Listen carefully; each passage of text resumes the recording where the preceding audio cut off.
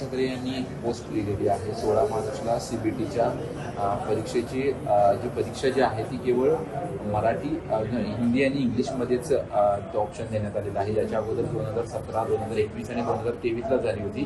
त्यावेळी सर्व प्रादेशिक भाषांमध्ये पर्याय देण्यात आले होते. आता मराठी हिंदी फक्त हिंदी आणि इंग्लिश का, असा सवाल त्यांनी खरं तर केंद्र सरकारचा आदेशच आहे की प्रादेशिक 15 भाषांमध्ये ही कोणत्याही एक्झाम ज्या आहेत रेल्वेच्या ते व्हायला पाहिजेत. तुम्ही जर केंद्राचा तसा आदेश असेल तर स्थानिक पातळीवरच्या अधिकाऱ्यांनी हे आदेश धुडकावण्याची काहीच गरज नाही.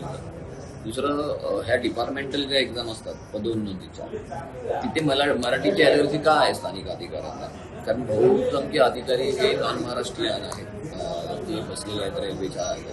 त्यांना मराठीची ॲलर्जी काय आहे हेच कळत नाही. खरं तर ह्या एक्झाम जर मराठीतून होणं गरजेचं आहे, कारण तुम्ही मराठीतल्या मातीमध्ये तुमची कार्यालय घातलेली आहेत, नोकऱ्या करतात, तर तुम्ही मराठीला धावू शकत नाही. आणि मला वाटतं मोदी साहेबांकडे मागच्या लोकसभा निवडणुकीच्या वेळेला राज ठाकरे साहेबांनी एक आवाहन केलं होतं की मराठीला एक अभिजात भाषेचा दर्जा द्यावा. आणि त्या पद्धतीने मोदी साहेबांनी देखील आश्वासित केलं होतं की आपण हे जे काही रेंगाळलेलं काम आहे अभिजात भाषेचं ते तेवढीच नेऊ, आणि ते त्यांनी केलं. अभिजात भाषेचा दर्जा मराठीला दिला. मग एकीकडे केंद्र सरकार अभिजात भाषेचा दर्जा देतं, मोदी साहेब त्याला मान्यता देतात, आणि मग मोदी साहेबांच्याच आदेशाची ही कुठेतरी पायमल्ली होते असं वाटत नाही का? म्हणजे अशा अधिकाऱ्यांना केंद्र सरकार आणि राज्य सरकार ह्या दोन्ही सरकार भाजपाचे आहेत, त्यांनी जाब विचारायला हवा.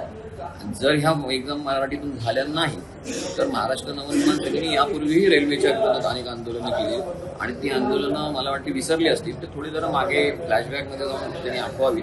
आंदोलनाला सामोरं जायचं आहे की मुलांना मराठी भाषेचा पर्याय उपलब्ध करून द्यायचा आहे, हा त्यांनी विचार करावा. राज ठाकरेंनी सुरुवातीचं पहिलं आंदोलन देखील रेल्वे संदर्भात हेच सांगतो, मराठी त्या एक्झामसाठीच केली, नोकर भरतीसाठी रेल्वेच्या केलं होतं. आम्ही होतो त्या सगळ्या आंदोलनामध्ये. अशा आंदोलनाची पुनरावृत्ती त्यांना हवी असेल त्यांनी मराठी भाषेचा जो आमचा आग्रह आहे तो नाकारावा. मग काय होतं का होतं? परळ TT ब्रिजचं सध्या काम सुरू आहे. तिथं काम सुरू असताना ज्या कंत्राटदार आहे त्या कंत्राटदारानं गुजराती आणि इंग्रजी भाषेमध्ये सूचना लावली होती, मराठी किंवा इतर कोणत्याही भाषेमध्ये सूचना लावली नव्हती. कशा पद्धतीने लालबाग परळ हा भाग मराठी बहुल भाग मानला जातो? काय आहे की जशी सरकार बदलली आहेत, केंद्र, राज्य किंवा महानगरपालिकेत, ह्या सगळ्या गुजराती कॉन्ट्रॅक्टर लोकांना एक प्रकारचा माज आहे. त्यांना वाटते की आता आपलं कोणी मागणं करू शकत नाही.